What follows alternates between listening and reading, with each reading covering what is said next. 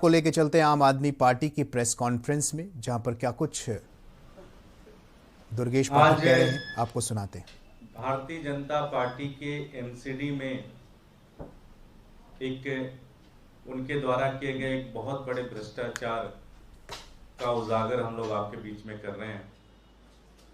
ये भ्रष्टाचार, मेरे पास एक डॉक्यूमेंट आया है, ये बड़ा सेंसिटिव डॉक्यूमेंट है और इस डॉक्यूमेंट में जो चीजें लिखी हैं उसको पढ़ने के बाद ये लगता है कि लगभग 84 करोड़ रुपए का भ्रष्टाचार भारतीय जनता पार्टी ने एमसीडी में कूड़ा उठाने के नाम पे किया। मैं आपको डिटेल बताता हूं। कूड़े के पहाड़ पर जो भी कूड़ा जाता है दिल्ली से, उसको प्रोसेस किया जाता है और प्रोसेस करने के बाद वहां से कूड़े का निष्पादन होता है, एक जगह से दूसरी जगह जाता है कूड़ा। उसको उठाने का टेंडर भारतीय जनता पार्टी ने फरवरी 2020 में एक कंपनी को दिया 3250 रुपए का। मतलब अगर आप 1 मीट्रिक टन उठाएंगे तो लगभग 3250 रुपए आपको एमसीडी देगी, भारतीय जनता पार्टी की एमसीडी देगी। ऐसा कहकर एक कंपनी को टेंडर दिया गया। कुछ दिन तक वो कंपनी काम चलती रही, सारी चीजें होती रही।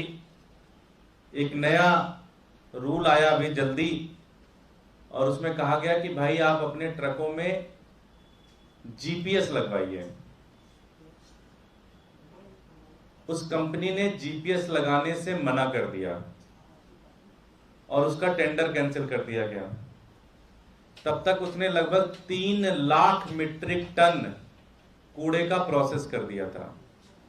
सेम कूड़ा उठाने का टेंडर फिर से दिया गया और इस बार सोचिए कि कितने पैसे में दिया गया। इस बार वो टेंडर सिर्फ 400 रुपए में मीट्रिक टन पे दिया गया। तो अभी जो टेंडर एक कंपनी को दिया गया वो 400 रुपए पर मीट्रिक टन कूड़ा उठाने का टेंडर दिया गया, और फरवरी 2020 में जो टेंडर दिया गया था उसमें 3250 रुपए का दिया गया था एक ही टेंडर। अगर आप इसको कैलकुलेट करें, उस कंपनी ने लगभग 3 लाख मीट्रिक टन कूड़ा उठाया था। अगर आप उसको कैलकुलेट करें तो लगभग 84 करोड़ रुपए का ये घोटाला हुआ है। एक ही चीज एक समय में 3250 रुपए में टेंडर दिया गया और आज उसी चीज को उठाने का टेंडर 400 रुपए मीट्रिक टन दिया गया। कैसे हो सकता है? इसमें बहुत अलग लेवल का भ्रष्टाचार किया गया है और इसमें पूरी तरह से बिना भारतीय जनता पार्टी के इन्वॉल्वमेंट के, उनके नेताओं के इन्वॉल्वमेंट के नहीं हो सकती। जब उनसे कहा गया कि आप अपनी ट्रकों में जीपीएस लगवाइए तो आनाकानी करने लग गए वो। अंत में जब रूल था, रूल के हिसाब से तो लगाना ही था। जब उन्होंने बिल्कुल ही मना कर दिया तो टेंडर उनका कैंसिल हो गया। जब फिर से नया टेंडर निकाला गया तो इस नए टेंडर में जो बोली आई वो 400 रुपए पर मीट्रिक टन आई। आप सोचिए कि एक सामान जो इन्होंने 3250 रुपए में बेच रहे थे, एक्चुअली वो 400 रुपए में बिक सकता था और ये पैसा दे रहे थे। ऐसा नहीं था कि पैसा आ रहा था। एमसीडी, भारतीय जनता पार्टी की एमसीडी उस ट्रक जो कूड़ा उठाने वाली कंपनी को पे करती थी 3250 रुपए, जबकि वो अभी इस टेंडर में निकल के आए कि उसको एक्चुअली सिर्फ 400 रुपए देने की जरूरत थी, 3250 रुपए की जरूरत नहीं थी। तो पर अगर ट्रक देखा जाए तो लगभग 2800 रुपए का इनका नुकसान हुआ। अगर उसको पूरा कैलकुलेट करते हैं तो 84 करोड़ रुपए का भ्रष्टाचार इस कूड़े के उठाने में हुआ है। ये बंसवा लैंडफिल साइट का मामला है, वहां पे ये कूड़े का पूरा मामला है। इसकी जांच होनी चाहिए।